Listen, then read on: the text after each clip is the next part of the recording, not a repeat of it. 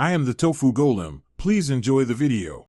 In this video, I will explain how to play Dota 2 on your MacBook Pro. First, let's ensure your system meets the minimum requirements for a smooth experience. Dota 2 generally requires at least 8 GB of RAM and a modern Mac OS version. You should also have at least 15 GB of free storage space available. Checking your MacBook Pro's specifications is crucial before proceeding with the installation. This step helps prevent performance issues later on, ensuring a better gaming experience from the start. Once you've confirmed your MacBook Pro meets the necessary specifications, the next step is to install Steam. Steam is the primary platform for downloading and playing Dota 2. After installing Steam, you can easily search for Dota 2 within the store and begin the download. The game file size is approximately 20 GB, so ensure you have a stable internet connection.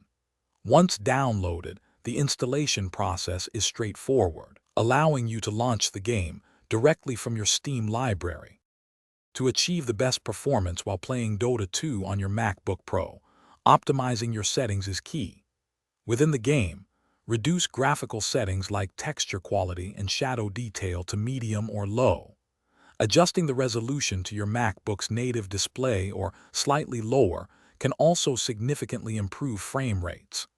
Additionally, close unnecessary background applications on Mac OS to free up system resources. Consider using an external cooling pad to manage heat during extended gaming sessions.